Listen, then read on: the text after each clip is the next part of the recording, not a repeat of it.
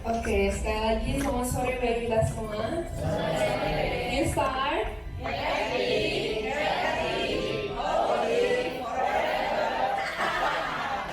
Oke, apa kabarnya hari ini? Luar biasa. Oke, hari ini, sore ini kita akan belajar tentang kesehatan. Judulnya 46. Nah, kalau sebulan yang lalu aku sempat sharing ini juga di Kuanglin, di CSC, dan juga di Cideng, dan dipromosikan oleh Tante Arlen. Tante Arlen bilang bahwa apa sih 46 ini? Mungkinkah ini adalah angka untuk angkot gitu. Jadi kalau naik angkot bilang 46 ya kan. Tentunya ini semua berkaitan dengan kesehatan ya kan. 46 itu kita akan temukan keajaibannya dalam tubuh kita. Nah, sebelum aku mulai, ya, jadi karena udah sering sharing gitu, jadi di sini aku bawa yang namanya hadiah. Nah, di akhir dari presentasi ini kita akan mengadakan yang namanya quiz, oke? Jadi perhatikan baik-baik dan nanti silakan menjawab dan akan dapat hadiah. Ya. Oke, kita mulai. Nah, kita hari ini ayat pertamanya terdapat di 1 Korintus 3 ayat 16 dan 17. Mungkin ini udah adalah ayat yang paling terkenal ya kan tentang kesehatan. Kita baca ayat 16, tidak tahukah kamu bahwa kamu adalah bait Allah dan bahwa roh Allah diam di dalam kamu? Jika ada orang yang mengotori bait Allah, maka Allah akan membinasakan dia. Sebab bait Allah adalah kudus dan bait Allah itu ialah kamu. Oke. Nah, gambar yang ada di slide ini, yang di sebelah sini, itu apa sih? Ka'bah ya kan? Berarti ini adalah bait Tuhan. Terus di 1 Korintus 3 ayat 16 dibilang bait Allah adalah kamu. Berarti apakah tubuh kita itu sama dengan bait Allah yang di sebelah sini? Sama. Apa bedanya? Ini adalah bait secara literal, bait yang secara nyata, tapi tubuh kita adalah bait Tuhan yang Tuhan percayakan kepada kita secara rohani ya kan? Di ayat ini dikasih tahu, dijelaskan bahwa tubuh kita adalah bait Tuhan secara rohani. Apa sih fungsi dari bait Tuhan itu? Kita baca di Keluaran 25 ayat 8, dan mereka harus membuat tempat kudus bagiku supaya aku akan diam di tengah-tengah mereka. Jadi apa fungsinya? Apa fungsi dari bait Tuhan? Fungsinya adalah supaya Tuhan bisa diam di tengah-tengah mereka atau di tengah-tengah kita. Jadi kenapa bangsa Israel dulu punya yang namanya bait suci? Karena Tuhan mau berdiam di antara mereka. Kenapa sekarang bait sucinya ada dalam diri kita? Berarti Tuhan mau berdiam dalam diri kita. Dan di ayat sebelumnya dibilang bahwa kita tidak boleh mengotori bait itu. Nah, di pelajaran hari ini kita akan lihat bagaimana cara kita supaya tidak mengotori bait Tuhan. Oke? Nah, pertama kita masuk ke judul yang namanya The Original Diet, atau bahasa Indonesianya adalah pola makan yang asli. Nah, diet, kalau kita baca atau kita lihat kata diet dalam Indonesia, itu langsung refer atau langsung menuju pada ngurusin badan ya kan. Mau diet nih ya kan, berarti mau ngurusin badan. Nah, tapi kalau kita lihat ke dalam bahasa aslinya dalam bahasa Inggris, diet itu artinya lifestyle atau diet itu artinya pola hidup gitu. Nah, yang hari ini kita lihat adalah pola hidup yang asli gitu. Apa sih pola hidup yang asli, yang sesungguhnya itu apa gitu. Nah, jadi diet itu di sini kita lihat bukanlah diet mengurusi badan, tapi pola hidup yang asli itu bagaimana. Kita ambil dari buku Christian Temperance and Bible Hygiene halaman 7. Diciptakan dalam kesempurnaan dan keindahan, manusia datang dari tangan penciptanya yang sempurna dalam organisasi dan indah dalam bentuk. Jadi awalnya itu manusia dibuat dalam bentuk apa? Sempurna. Definisi sempurna itu apa? Definisi sempurna adalah tanpa penyakit. Kira-kira di sini siapa yang tidak pernah tercemar atau terkena oleh penyakit yang namanya pilek? Semua di sini udah pernah kena pilek belum? Sudah pasti ya kan? Apakah kita masih dalam tubuh yang dinamakan sempurna? Karena apa? Karena kita sudah tercemar yang namanya penyakit. Jadi sekarang tubuh kita sudah tidak sempurna lagi. Nah, karena tubuh kita sudah diturunkan berapa ribu tahun ini dan kita sudah masuk ke tahun yang ke-6000 ya kan? Berarti penyakitnya itu sudah sangat menumpuk dan sangat banyak. Sekarang pertanyaannya adalah bagaimana cara kita mempertahankan supaya tubuh kita tetap sehat. Nah, itu yang akan kita pelajari hari ini. Di buku pedoman makanan dan diet Anda juga dibilang Tuhan memberi orang tua pertama kita makanan yang Dia rancang agar keturunannya makan. Itu bertentangan dengan rencananya untuk mengambil kehidupan makhluk apapun. Tidak akan ada kematian di Eden.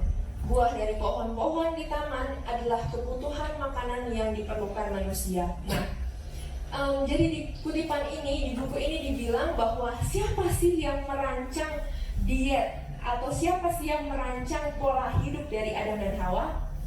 Yang merancangnya adalah Tuhan sendiri. Nah, dan di sini juga dikasih tahu kalau di Eden itu ada kematian nggak? Tidak ada. Artinya kalau kita mau balik lagi ke Eden, apakah kita bisa makan yang menyebabkan kematian atau ada kematian? Tidak bisa kan? Di sini juga dibilang bahwa buah dari pohon-pohon di taman adalah kebutuhan makanan yang diperlukan manusia. Sebelum manusia jatuh dalam dosa, makanannya hanya apa? Buah-buah. Tapi setelah jatuh dalam dosa, Tuhan tambahkan sayur-sayuran. Oke.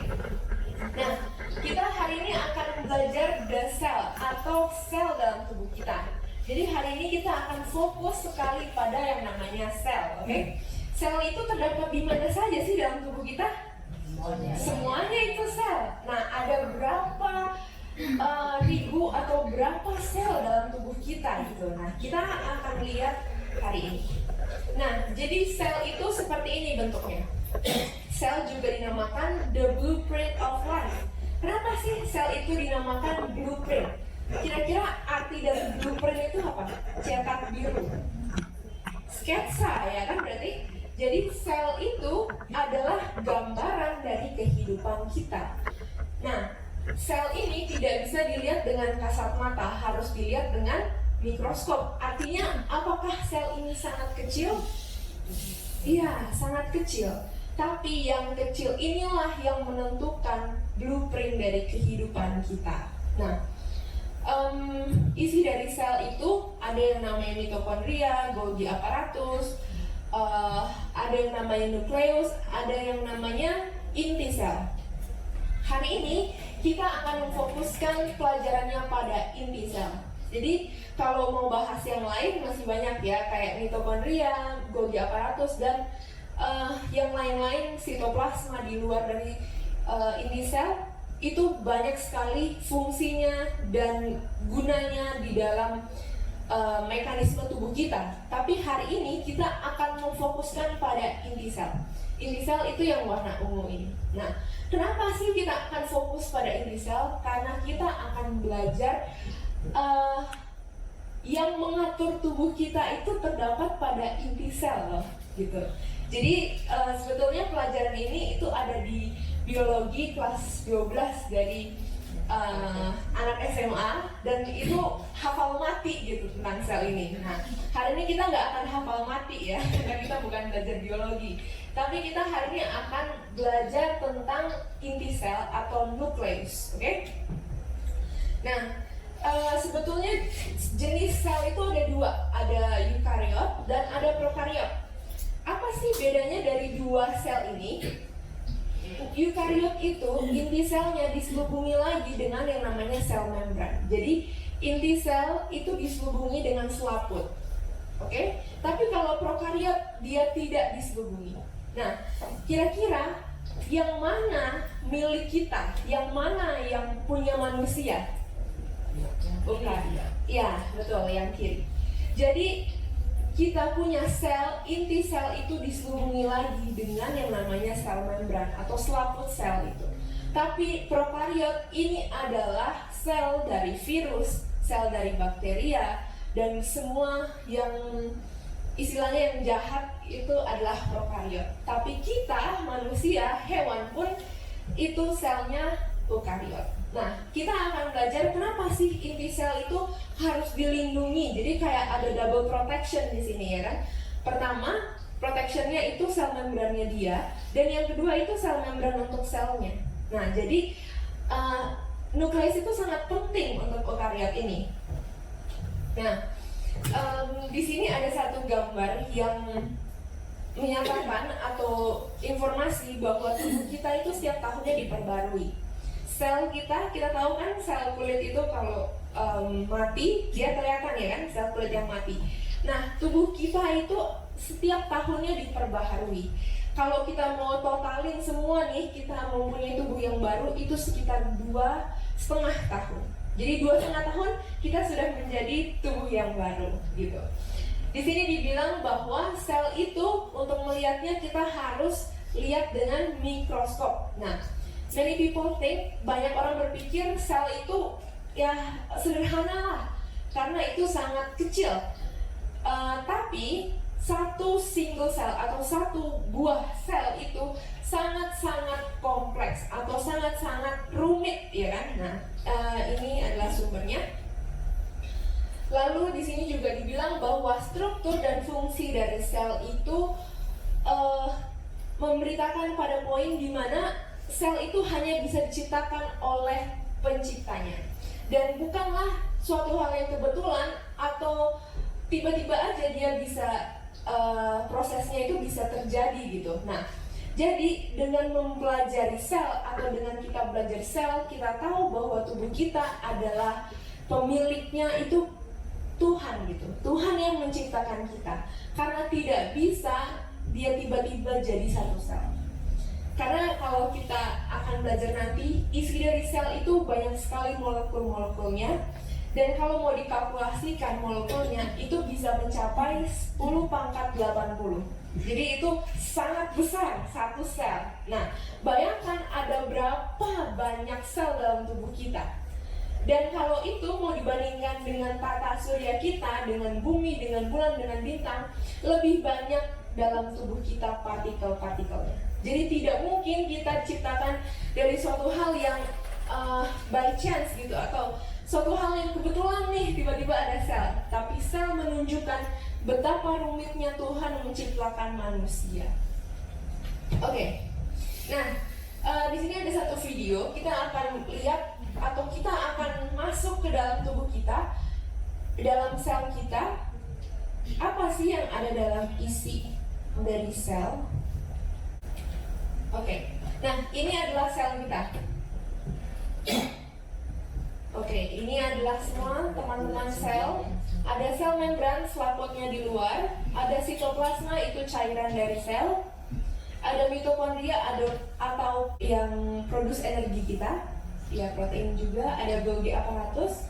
Nah, nukleus. Kita akan belajar tentang nukleus. Oke, kita masuk ke dalam nukleus. Nah, ini ada yang namanya benang-benang kromatin. Yang warna ungu ini benang-benang kromatin. Oke, kalau kita buka benangnya, itu akan menciptakan yang namanya gen. Jadi benang-benang kromatin itu terdiri dari gen. Kita lihat lebih kecil lagi, dalam gen itu ada yang namanya DNA. Oke, jadi hari ini kita akan belajar atau kita akan fokuskan pada yang namanya DNA. Jadi urutannya bagaimana? Sel, nukleus, kromatin, gen, DNA. Nah, partikel yang paling kecil dalam tubuh kita itu adalah DNA. Jadi selama ini kalau kita ditanya apa sih partikel terkecil, ya kita bisa jawab atom ya kan. Tapi partikel terkecil dalam tubuh kita biasa kita sering sebutnya sel. Tapi sekarang kita sudah belajar lebih dalam, ternyata yang paling kecil adalah DNA. DNA itu adalah apa? Pembawa sifat, atau yang dinamain juga dengan gen. Kalau gen itu adalah kumpulan dari DNA. Nah, kumpulan dari ini dia. Ini adalah satu sel, ada nukleus, ya, ada nukleus. Lalu sebetulnya ada kromosom, tapi di video tadi tidak ditampilkan. Ada kromosom dan ada gen, ada DNA yang paling kecil. Jadi kumpulan dari DNA itu adalah sebuah gen. Kumpulan dari gen itu adalah sebuah kromosom. Kumpulan dari kromosom terletak di nukleus, nukleus terletak di sel. Jadi DNA kalau mau dipecah lagi lebih dalam itu adalah kumpulan-kumpulan dari amino acid gitu. Nah, jadi hari ini kita akan memfokuskan pada DNA, gen, dan juga kromosom yang terletak di inti sel atau nukleus gitu. Ini adalah bentuk dari DNA kita. Dia memiliki double helix atau rantainya itu seperti ini. Dan semuanya ini adalah amino acid yang membangun sebuah DNA. Oke, sesuai dengan Wikipedia, kromosom itu didefinisikan sebagai strukturnya itu seperti benang yang terdiri dari nucleic acid dan juga protein yang terdapat di dalam nukleus dari setiap living cells. Nah, apa sih yang dia bawa? Dia membawa genetic information in the form of genes. Jadi kromosom itu adalah informasi apa? Genetik. Jadi kromosom itu adalah informasi genetik, atau yang terletak di dalam kromosom itu adalah informasi gen kita. Kita bisa berambut warna hitam, bisa matanya belok, bisa tinggi, itu terdapat di kromosom. Jadi kalau dibilang, oh ini keturunannya begini-begini, nah itu sebetulnya lagi berbicara tentang kromosom. Karena kromosom itulah yang diturunkan dari ibu dan bapak kita masing-masing. Oke, jadi ini adalah total kromosom dalam tubuh kita. Coba sebelum aku kasih tahu ada berapa kromosom, kira-kira ada 23. Ada lagi jawaban yang lain? Berapa sih total kromosom dalam tubuh kita? 46. Betul, nanti ada 23 pasang. 23 pasang ya kan? Nah, ya, isinya 22 dan X atau Y ya kan. Nah, totalnya 23 pasang, tapi kalau 23 dikali 2 jadi berapa? 46. Berarti sampai di sini dong sekira kesehatannya udah jawab kan? Udah tahu 46 itu apa? 46 adalah jumlah kromosom. Tapi apakah kita hanya sampai di sini informasi tentang 46? Tidak. Kita akan cari tahu lebih dalam lagi tentang angka 46 dan juga kromosom yang terdapat dalam tubuh kita. Oke, jadi ini adalah 46 kromosom ya dalam tubuh kita. Nah, berikutnya kita akan belajar tentang gen. Jadi tadi kita udah tahu sel, udah tahu nukleus, udah tahu kromosom, kita lebih kecil lagi kita belajar tentang gen. Gen itu apa sih? Pada awalnya masih merupakan misteri bagi manusia tentang bagaimana ciri fisik seseorang bisa berbeda dari orang yang lain. Mengapa orang yang satu mempunyai rambut lurus, ada yang mempunyai rambut keriting, hidung mancung. Nah, ada yang cenderung sakit dan sementara mudah sakit dan sementara yang lain itu tidak gitu. Jadi, kenapa sih manusia itu bisa memiliki ya seperti foto di sini gitu kan? Berbagai macam ragam dan beda-beda semuanya gitu. Demikian juga petani dan peternak juga bertanya-tanya mengapa tanaman dari jenis yang sama mempunyai bentuk buah yang berbeda-beda. Sekali lagi ini sumbernya. Jadi ini adalah suatu misteri bagi manusia kenapa kita bisa berbeda-beda. Nah, itulah yang dinamakan dengan gen. Kenapa kita bisa gampang sakit, kenapa bisa kita selalu sehat, itu yang dinamakan dengan gen. Berarti kita setelah ini bisa kasih alasan dong. Oh sakit nih, ini gara-gara gennya nih, gennya salah nih. Apakah kita bisa kasih alasan gitu?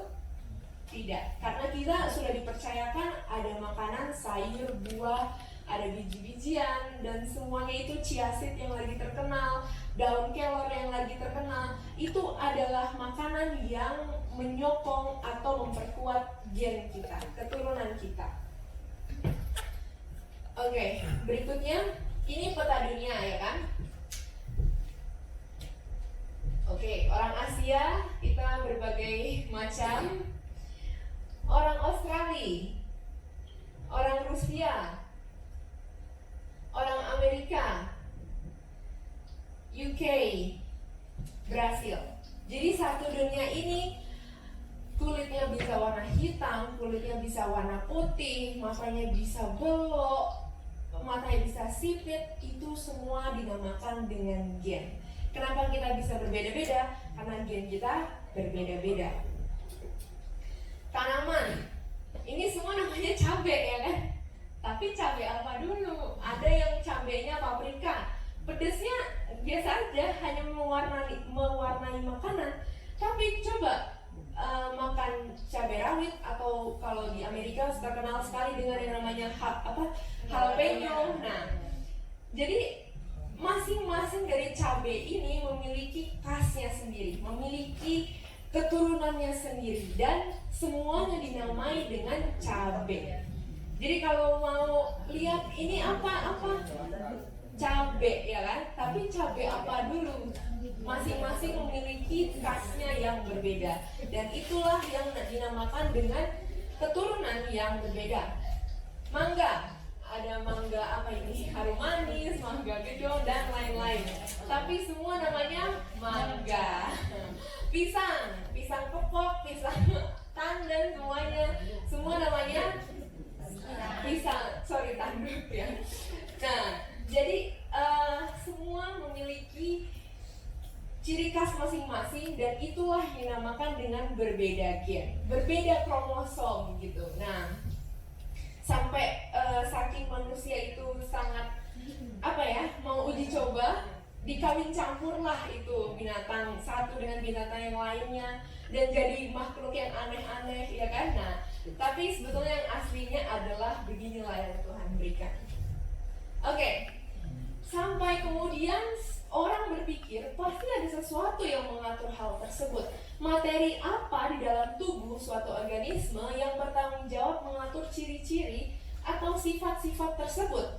Kalau memang ada materi pengatur tersebut, selanjutnya bagaimana si materi melakukan pengaturan, bagaimana mekanismenya, bagaimana materi tersebut tahu kapan suatu ciri, sifat harus dimunculkan dan kapan tidak. Jadi materi inilah yang akan kita pelajari. Materi apa yang menentukan pisangnya bisa warna hijau tapi dia sudah matang, pisangnya bisa berwarna kuning. Nah, itulah materi yang akan kita pelajari sekarang. Oke, gen itu adalah unit hereditas suatu organisme hidup. Gen ini dikode dalam materi genetis organisme yang kita kenal sebagai molekul DNA. Jadi sel, kita review kembali, sel, kromosom, gen, DNA gitu. Jadi sekarang kita lagi mempelajari kumpulan dari DNA atau yang disebut dengan gen. Jadi gen itu adalah unit hereditas, atau hereditas itu adalah keturunan ya kan. Ekspresi gen dipengaruhi oleh lingkungan internal atau eksternal seperti perkembangan fisik atau perilaku dari organisme itu. Nah, jadi perkembangan dari suatu gen itu juga dipengaruhi oleh lingkungan eksternal loh, bukan hanya internal ya. Jadi gen itu bisa berkembang dari luar maupun efek dari dalam. Fungsi dari gen menentukan hampir semua hal tentang makhluk hidup. Satu atau lebih gen dapat mempengaruhi sifat tertentu. Gen mempengaruhi ratusan faktor internal dan eksternal. Nah, jadi intinya gen itu adalah apa? Keturunan. Satu keturunan itu disebut satu gen gitu. Sekarang kita masuk ke topik yang berikutnya yang dinamakan DNA. Tadi kita sudah belajar tentang kromosom, gen, dan sekarang partikel yang paling kecil, DNA. DNA itu apa sih? Sesuai dengan Wikipedia dibilang bahwa DNA itu adalah heredity material. Ternyata DNA juga adalah materi keturunan. Jadi bukan hanya gen yang menentukan keturunan, tapi DNA atau partikel yang paling kecil dalam tubuh kita juga penentu dari keturunan. Nah, coba Om Tante dan teman-teman bayangkan, DNA itu hanya mengandung atau terdiri dari amino acid dan protein loh. Tapi dia bisa menentukan keturunan. Nah, itulah hebatnya sel kita. Jadi di dalam sel ini, mereka partikel-partikelnya itu hanyalah amino acid dan protein dan cairan sitoplasma. Tapi semuanya itu ditentukan dari apa yang kita makan. Kita akan lihat setelah ini bagaimana apa yang kita makan itu mempengaruhi kromosom kita. Jadi mungkin kita sekarang bilang, oh kromosom kita lengkap nih 46, ya kan? Semuanya sehat walafiat. Tapi hati-hati, kromosom itu juga bisa ditentukan dari apa yang kita makan sekarang. Nah, ini adalah struktur dari DNA-nya. Jadi kalau mau belajar biologi, ini ya inilah semua amino acid ya yang membangun suatu DNA atau rantainya yang disebut dengan gen gitu. Nah, di sini juga dibilang the blueprint of life. Semua orang mulai sebagai sel tunggal. Satu sel itu mengandung DNA yang memiliki blueprint seperti apa seluruh tubuh, mulai dari jenis kelamin seseorang hingga warna mata dan rambut, dan langsung ke molekul di jaringan dan enzim. Jadi kita semua mulai dengan sebagai sel tunggal itu di mana? Di rahim ibu kita masing-masing. Dan satu sel itu mengandung DNA yang memiliki blueprint loh, yang memiliki sketsa dari kehidupan kita. Jadi kita semua mulai dengan satu sel, tapi satu sel itulah yang menentukan jadi apa kita kelak dan menjadi warna apa mata kita, rambut kita, jaringan dalam tubuh kita, dan juga enzim gitu. Nah, tadi yang aku tanya, ada berapa sih sel dalam tubuh kita? Kita memiliki 100 trillion. Jadi kalau dalam bahasa Inggris 1 triliun itu berarti kosongnya 9. iya, lihat aja ini. Nah, jadi dalam tubuh kita memiliki 100 trillion gitu. 100 triliun sel dalam tubuh kita. Dan bayangkan satu sel itu 10 molekulnya 10 pangkat 80. Jadi bisa dibayangkan betapa rumitnya tubuh kita. Satu sel itu partikelnya 10 pangkat 80 dan kita memiliki 100 triliun sel.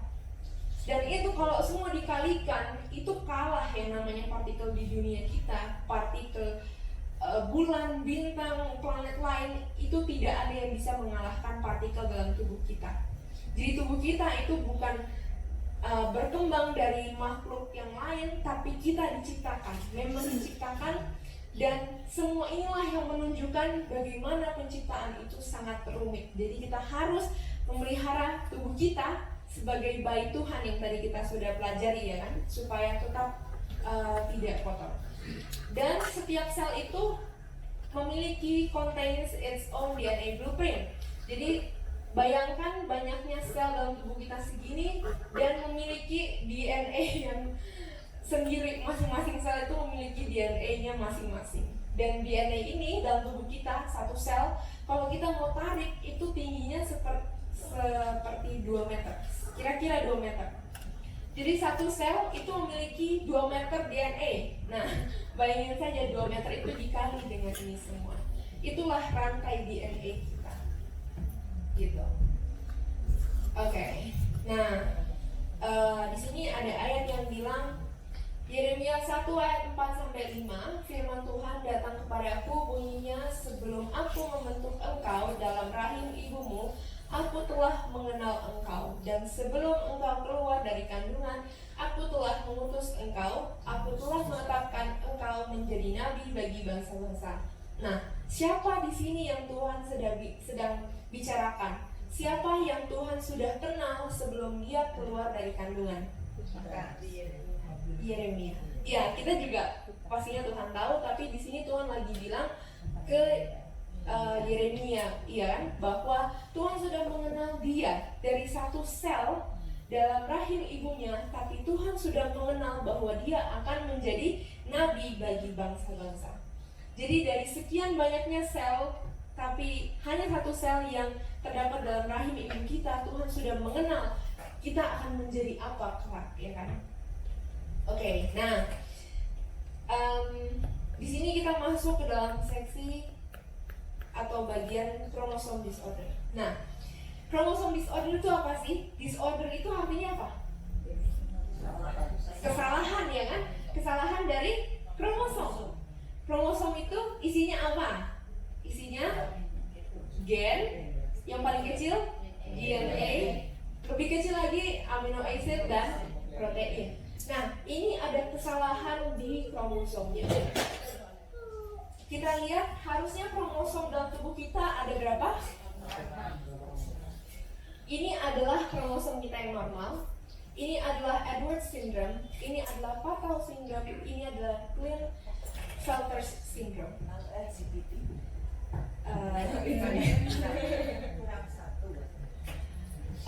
Ini tante, kalau LGBT jadi pertama itu bisa dibagi dalam dua kelompok. Yang pertama memang pilihan dari orang itu. Yang kedua ada yang namanya wanita super dan laki-laki yang seperti wanita. Jadi memang itu adalah kromosom disorder. Ada yang namanya, ini dia, XYY syndrome dan XXX syndrome. Jadi X dalam ini kan XX itu wanita, ya kan? Wanita itu memiliki kelebihan 1X. Jadi harusnya dia 22 plus XX, total jadi 46 kromosom, tapi dia 22 plus XXX syndrome. Nah, ini adalah wanita super. Dia tinggi, besar, seperti laki-laki persis, tidak punya payudara, dan ya persis seperti laki-laki. Kalau yang ini yang laki-laki seperti wanita. Jadi kurus, pendek, punya payudara gitu. Nah, ini yang mungkin memang LGBT dalam sindromnya gitu, dalam disordernya, dalam kesalahannya. Tapi ya ada juga yang memilihkan untuk jadi mereka itu gitu. Jadi ya untuk LGBT itu memang ada sindromnya seperti ini, tapi itu kembali lagi ada dua gitu untuk LGBT. Oke. Nah, jadi kembali lagi normalnya kita itu memiliki 46 kromosom. Tapi kita bisa lihat di sini bayi-bayi yang di sini dengan hashtag I am able, artinya mereka semua memiliki sindromnya masing-masing. Dengan maaf, ini Yudi Sumbing juga memiliki sindromnya ternyata. Nah, kita akan pelajari. Ini semua sindrom di sini adalah sindrom yang sudah umum atau sudah sangat terkenal di Indonesia maupun di satu dunia ini. Yang paling pertama itu trisomi 21 atau yang dinamakan dengan Down syndrome. Itu udah sangat terkenal, ya kan, kembar seluruh dunia. Kita bisa lihat di mana-mana Down syndrome ini, Edwards syndrome, trisomi 18, Patau syndrome. Nah, di sini Patau syndrome kita akan lihat ada ceritanya tentang Patau syndrome ini. Lalu kalau yang di sebelah sini itu dinamakan dengan Turner syndrome. Jadi dia memiliki leher yang wet atau leher yang sangat lebar, tidak bisa bicara, susah nafas, dan juga ya kalau mau dilihat di sini tuh kulitnya agak sedikit membengkak gitu. Memang tapi sudah terlahir seperti ini. Nah, ini dia. Jadi ini adalah ya anak-anak yang memiliki kromosom disorder tersebut. Di sini juga dibilang bahwa Glenn Kaufman, who fought rare chromosome disorders, died at 21. Jadi orang-orang yang memiliki kromosom disorder itu rata-rata umurnya tidak terlalu panjang gitu. Untuk mereka berperang dengan sindromnya yang ada dalam tubuh mereka. Kasus di sini adalah bayi di Indonesia. Mungkin ada yang pernah dengar dengan cerita Adam Fabumi? Belum pernah dengar? Nah, Adam Fabumi ini menderita sindrom yang bernama trisomi 13 atau Patau syndrome. Apa sih sebetulnya Patau syndrome itu? Jadi Patau Syndrome itu adalah kelainan jantung yang pertama, tangan dan kakinya punya 6. Jadi tangannya itu 5, terus tumbuh 1 di sebelah sini jadi 6. Kakinya pun juga begitu. Jadi totalnya tangannya ada 12 jari, kakinya juga ada 12 jari. Lalu dia tidak bisa bernafas, jadi susah bernafas sehingga lehernya digolongkan. Dan ini bapaknya yang baju warna pink dan ibunya yang baju warna biru. Nah, mungkin kalau tante dan om tahu, ini adalah grup band RAN, dan juga ini penyanyi yang namanya Yura Yunita. Nah, mereka berempat mengambil cerita dari Adam Fabumi ini untuk dibikin suatu lagu yang berjudul Melawan Dunia. Nah, mereka membuat lagu itu karena melihat Adam yang berperang terhadap trisomi 13 ini gitu. Sayangnya umur dia hanya mencapai 7 bulan. Setelah itu, jadi dia tiba-tiba tidak bisa nafas, dan kalau masih bayi gini tidak bisa nafas itu tidak ketahuan. Dan saat dibawa ke rumah sakit ternyata dia sudah tidak ada. Jadi ibu dan bapaknya sekarang mendirikan yang namanya Adam Foundation atau yayasan untuk support atau mendukung, membantu teman-teman yang memiliki kromosom disorder ini. Gitu. Nah, jadi ya saat dia lahir pun ibunya tidak bisa menyentuh dia sampai dia umur 3 bulan. Jadi selama 3 bulan dia selalu ada di ruang ICU. Dan di foto ini juga kalau diperhatikan, mereka foto dalam latar belakang yang sama tapi di ruang yang berbeda. Jadi grup yang mereka berempat itu ada di luar dari rumah mereka, kamarnya, mereka dibatasi dengan kaca. Jadi kalau Adam terkena dengan orang lain atau bukan yang dia kenal, dia langsung bisa kena penyakit gitu. Sekecil atau seringan flu itu sangat pengaruh bagi dia, dan efeknya itu selalu tidak bisa nafas karena dia kelainan jantung dia gitu. Nah, jadi ya sangat disayangkan, dan ya walaupun mereka fotonya kira-kira kelihatannya seperti dalam satu ruangan, tapi sebetulnya mereka dipisahkan dengan kaca gitu. Hanya ibu dan bapaknya yang bisa memegang dia. Oke, nah ya ini adalah satu YouTube channel. Aku tidak di endorse, tapi hanya ngasih tahu bahwa ada satu YouTube channel yang menceritakan tentang teman-teman kita yang memiliki kromosom disorder ini. Dalam satu minggu dia menciptakan 1-3 cerita yang baru, di-upload setiap minggunya, dan di sini judulnya atau nama YouTube-nya itu Special Books by Special Kids. Jadi setiap minggunya mereka memiliki cerita dari anak-anak yang berjuang untuk kromosom disorder atau kelainan kromosom dari masing-masing gitu. Sampai ada satu juga anak yang kromosom disordernya itu belum tahu apa ini, masih unknown gitu katanya. Jadi ya, kalau ini mereka semua di Amerika kan, jadi pertolongannya itu pasti lebih cepat gitu. Kalau Indonesia mungkin belum bisa semaju mereka ini gitu. Tapi ya kita doakan supaya teman-teman yang memiliki kromosom disorder bisa berjuang. Oke. Nah, ini dia. Agar supaya pergerakan pertarakan berhasil, pekerjaan reformasi harus dimulai di meja kita. Pertanyaannya, meja apa ini? Meja makan. Nggak mungkin di meja belajar dong, ya kan? Jadi kalau kita bertarak, itu harus dimulai di meja makan kita. Meja makan kita sudah bertarak, yang lain akan ikut bertarak. Hawa jatuh karena apa?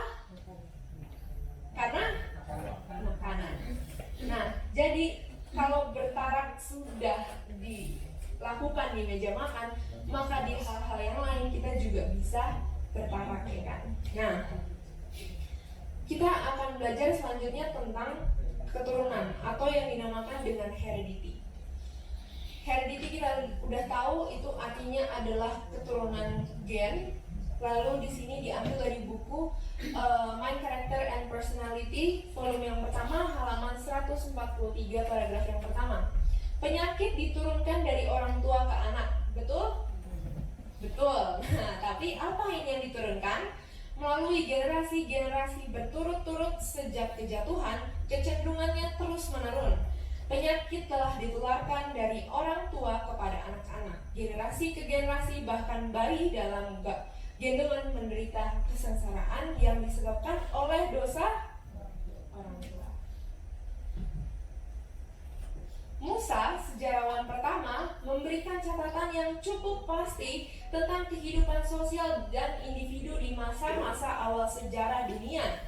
Tetapi perhatikan baik-baik, kami tidak menemukan catatan bahwa seorang bayi dilahirkan buta, tuli, lumpuh, atau bahasa Inggrisnya imbecile itu disable gitu. Jadi tidak ada contoh yang dicatat tentang kematian alami pada masa bayi, masa kanak-kanak, atau kedewasaan awal. Tapi bagaimana dengan sekarang? Bayi sudah lahir dengan buta, bayi lahir dengan tidak bisa dengar, saat dikasih alat bantu dengar baru dia bereaksi. Bayi dilahirkan dengan kaki yang bahasa Inggrisnya dibilang club foot, atau kakinya sudah miring seperti ini. Dan kutipan yang sebelumnya bilang bahwa Musa tidak pernah mencatat bahwa bayi itu akan lahir seperti ini. Jadi apa yang menyebabkan bisa terjadi ini? Kembali lagi, pertarakan dimulai di mana? Di meja makan. Berarti ini adalah dosa yang diturunkan dari orang tua ke anaknya. Anaknya harus menderita efek dari dosa orang tuanya. Jadi penyakit seperti ini sudah ada sekarang. Dan sekarang kita di sini yang lengkap semua kromosomnya 46, kita harus mempertahankan supaya tidak terjadi seperti ini. Bukan artinya kromosom kita bisa suatu waktu berubah, tapi bagaimana penyakit itu bisa tidak tercetus dalam tubuh kita, walaupun kita ada keturunan jantung, ada keturunan kanker, ada keturunan sebutlah apa itu, tapi kita bisa mempertahankan dengan pertarakan yang dimulai di meja makan. Di buku yang sama dibilang sangat jarang seorang anak laki-laki meninggal sebelum ayahnya. Bahkan mereka hidup hampir 1000 tahun. Kita lihat dulu Adam hidup berapa? 930 tahun. Nuh hidup 950 tahun. Tidak ada penyakit, mereka meninggal karena memang sudah tua. Jadi apa sih yang mereka makan? Gak mungkin makanan modern seperti sekarang ya kan. Mereka makan buah, sayur, biji-bijian, justru malah lebih banyak mentah mungkin, karena dulu kan tidak secanggih sekarang ya kan. Nah, oke. Berikutnya, pada saat kedatangan Kristus yang pertama, ras itu telah begitu merosot sehingga tidak hanya yang tua tetapi yang setengah baya dan yang muda dibawa dari setiap kota ke juru selamat untuk disembuhkan dari penyakit mereka. Di zaman Tuhan Yesus pun banyak anak-anak yang masih muda datang ke Tuhan Yesus untuk disembuhkan. Dan ada kutipan yang bilang juga bahwa Tuhan Yesus itu lebih banyak menyembuhkan daripada berkhotbah. Artinya lebih banyak yang sakit secara jasmani gitu. Nah, tapi kita tahu 9 dari 10 atau 90% dari penyakit kita itu disebabkan oleh pikiran kita. Jadi mungkin kalau yang bayi memang sudah keturunan dari orang tuanya begitu, tapi kalau sekarang kita sudah lengkap, gennya, kromosomnya lengkap, kalau kita sakit berarti itu bisa disebabkan dari pikiran kita juga gitu. Bukan hanya dari makanan yang kita makan. Penyakit tidak pernah datang tanpa sebab. Jadi kalau kita berpenyakitan atau kita memiliki penyakit, selalu ada penyebabnya. Oke, di sini harus agak cepat sedikit, sudah selesai. Oke, di sini dibilang oleh Hippocrates, dibilang bahwa makanan kita harus menjadi obat kita dan obat kita harus menjadi makanan kita. Nah, pernah dengar buku yang diciptakan oleh atau ditulis oleh hero misinya? Ya, dia sangat terkenal dengan buku The Miracle of Enzyme Self Healing Program. Nah, di sini dia bilang banyak orang ketika memasuki usia setengah baya atau tua menderita penyakit yang sama dengan orang tua mereka, seperti diabetes, hipertensi, jantung, dan kanker. Banyak dong di Indonesia ya kan? Saat hal itu terjadi, sebagian orang berkata, memang tidak mungkin saya terhindar dari kanker karena penyakit kanker diturunkan dalam keluarga saya. Namun Hiroshinya bilang apa? Itu tidak benar. Jadi keturunan di sini dibilang, saya tidak akan mengatakan bahwa tidak ada faktor genetis yang berperan. Berarti memang gen kita diturunkan begitu. Tetapi penyebab terbesar penyakit keturunan adalah mewarisi kebiasaan-kebiasaan yang menyebabkan penyakit tersebut tercetus. Jadi kenapa penyakit itu bisa tercetus? Kenapa diabetes bisa tercetus? Karena kita menurunkan kebiasaan-kebiasaan makannya, kebiasaan-kebiasaan pola hidupnya, kebiasaan-kebiasaan itulah yang diturunkan sehingga bisa tercipta penyakit ini. Memang tidak bisa dipungkiri bahwa genetis itu pun berperan, tapi apa yang kita makan, kebiasaan-kebiasaan kita, itulah yang lebih berpengaruh. Oke. Ini sama prinsipnya dengan yang tadi memiku introduction, sistem tabur dan tuai. Hidup kita itu, pola hidup kita adalah tangan dari yang memegang dari sebuah pistol, dan di dalam pistolnya itu adalah keturunan kita. Kalau kita makan yang benar, dia tidak akan tercetus penyakit. Tapi kalau kita makannya yang tidak benar, maka dia akan menarik ratunya dan akan terciptalah sebuah penyakit. Heredity loads the gun, lifestyle pulls the trigger. Oke. Nah, berikutnya. Kita makan mungkin sudah benar, ya kan? Lalu dibilang kita kromosomnya lengkap, sehat terus. Tiba-tiba kita satu hari kena Alzheimer. Artinya di rumah kita masih menggunakan alat-alat ini. Nah, jadi makanan pun harus diolah dalam bentuk yang baik, dimasak dalam panci yang baik. Jadi minimal gunakan stainless, itu yang paling terbaik. Jangan gunakan yang seperti ini karena itu akan memicu ini. Nah, jadi di sini ada berita yang kasih tahu bagaimana fakta dibalik bahaya panci aluminium yang meresahkan. Namun tahukah Anda apa reaksi pada makanan kita? Panci dan wajan aluminium ini dapat larut ke dalam makanan Anda. Jadi semuanya yang tadi yang sudah rusak-rusak itu, kalau kita masak dengan panci itu, maka itu akan larut ke dalam makanan kita. Tidak heran kalau kita makan sehat, tapi suatu hari terkena Alzheimer, itu gara-gara panci yang kita gunakan salah. Jadi minimal kita gunakan stainless. Food combining solution, sekarang bilang kan bahwa oh kita udah lengkap semua nih, tapi kita mau menghindar dari penyakit genetis, mau menghindar dari penyakit yang diturunkan oleh orang tua kita.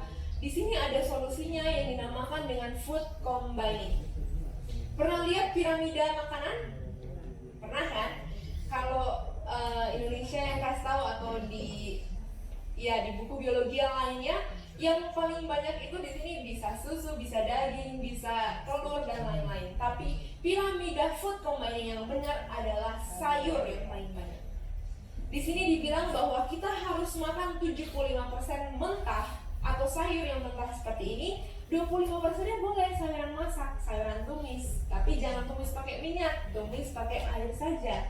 Jadi optimum diet atau pola hidup yang prima itu bisa kita dapat kalau kita makan makanan yang mentah.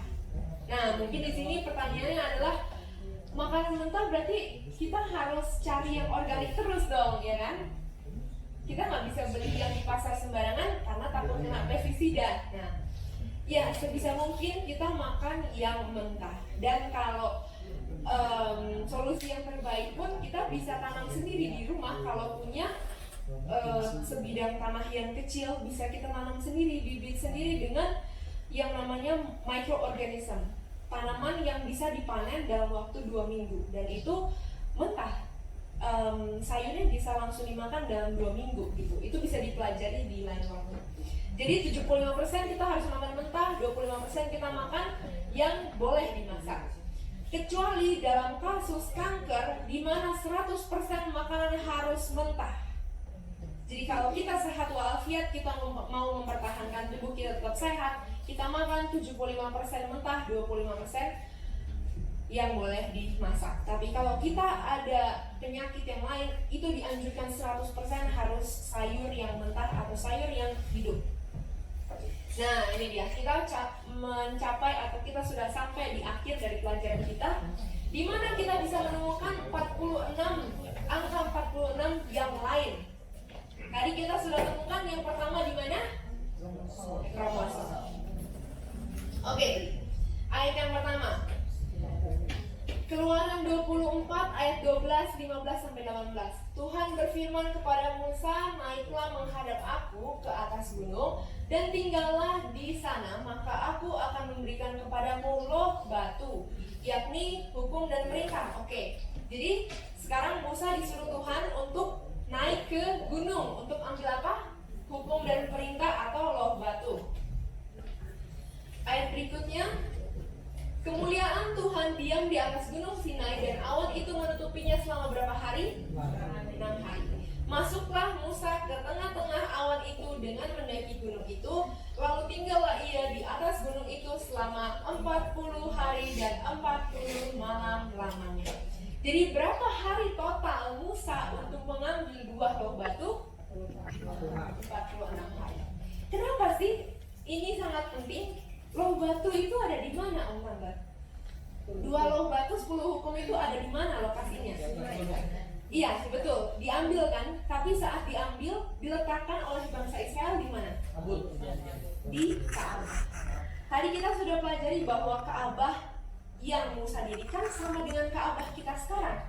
Berarti apakah 10 hukum itu juga tertulis dalam tubuh kita? Tertulis. Berapa hari lamanya Musa mengambil 10 hukum? 46 hari. Ini baru 46 yang kedua. Oke? 46 hari. Oke, ini 10 hukumnya, betul ya kan? Yang pertama, do not worship any other god. Sampai yang terakhir, jangan mengingini. Berapa hukum untuk Tuhan? 1, 2, 3, 4. Berapa hukum untuk manusia? 6. Ada 4 plus 6. Dan semuanya diambil dalam berapa hari? 46 hari. Jadi tubuh kita memiliki hukum ini karena tubuh kita sama dengan bait yang Musa dirikan. Oke, baru ada 3:46. Di Yohanes 2 ayat 18 sampai 21. Orang-orang Yahudi menantang Tuhan Yesus, katanya, "Tanda apakah dapat engkau tunjukkan kepada kami bahwa engkau berhak bertindak demikian?" Tuhan Yesus bilang, "Hancurkan bait Allah ini dan dalam 3 hari aku akan mendirikan kembali." Oke? Ayat berikutnya. Orang Yahudi bilang, "Tuhan, 46 tahun kami mendirikan bangunan ini atau bait suci ini, tapi engkau mau mendirikannya dalam 3 hari?" Tuhan Yesus yang dia maksudkan adalah bait Allah dalam tubuhnya sendiri. Jadi berapa lama orang Yahudi membangun bait suci? 46 tahun. Tapi jadi mereka membangunnya dalam waktu 3 hari.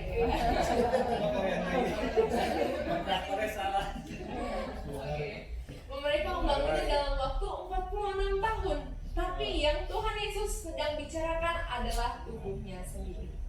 Jadi bait suci dibangun 46 tahun. Tubuh kita dibangun oleh berapa kromosom? 46 kromosom. Artinya kalau bait suci, tempat di mana Tuhan tinggal, harus tetap suci, apakah tubuh kita juga harus suci? Kita harus mempertahankan kromosom yang Tuhan sudah berikan kepada kita, genap 46, harus kita pertahankan dengan makanan yang sehat. Jadi jangan anggap remeh, udah 46 kromosom nih, nggak ada penyakit yang lain-lain nih, nggak ada kromosom disorder. Tapi hati-hati, cara kita memasak, panci yang kita gunakan, makanan yang kita makan itu mempengaruhi penyakit yang akan kita tuai nantinya. Oke, nah yang terakhir 1 Korintus 3, 16 dan 17. Kita udah tahu kan ayat ini yang kasih tahu bahwa bait Allah itu adalah tubuh kita. Ini adalah Alkitab. Perjanjian baru ada berapa kitab? Ada berapa buku? Perjanjian baru ada berapa buku? Perjanjian lama ada 39. Kita hitung. Matius 40, Markus 4:1, Lukas 4:2, Yohanes 4:3, Kisah Para Rasul 4:4, Roma 4:5, 1 Korintus 4:46.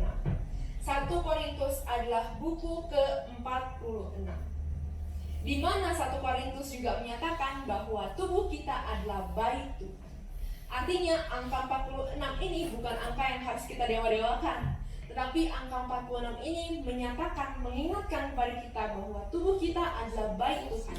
Kita harus peliharanya tetap suci, sama seperti bait Tuhan juga dipelihara tetap kudus gitu.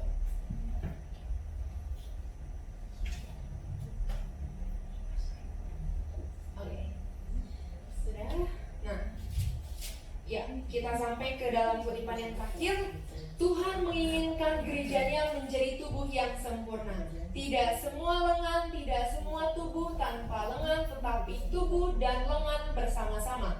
Dan setiap anggota bekerja sebagai bagian dari satu kesatuan yang besar. Ketika lengan kanan terhubung dengan tubuh, maka reformasi kesehatan dan pekerjaan misionaris medis terhubung dengan pesan malaikat ketiga dan bekerja secara efisien sebagai lengan kanan untuk membela tubuh kebenaran. Jadi tubuh kita diumpamakan sebagai kebenaran, tangan kanan diumpamakan sebagai pekabaran kesehatan. Bisa nggak kita hidup tanpa tangan kanan? Bisa. Tapi menjadi tubuh yang sempurna nggak? Tidak. Menjadi tubuh yang lumpuh. Tangan kanan bisa hidup tanpa tubuh? Tidak bisa. Jadi pekabaran kesehatan tidak bisa berdiri sendiri kalau tidak ada tubuhnya, yaitu Injil. Jadi tubuh kita dibilang sebagai tubuh kebenaran. Bisa berdiri sendiri tanpa tangan kanan, tapi akan menjadi tubuh yang lemah, tubuh yang lumpuh. Tangan kanan tidak bisa berdiri sendiri karena dia harus memiliki tubuhnya. Pekabaran kesehatan harus memiliki koneksi dengan firman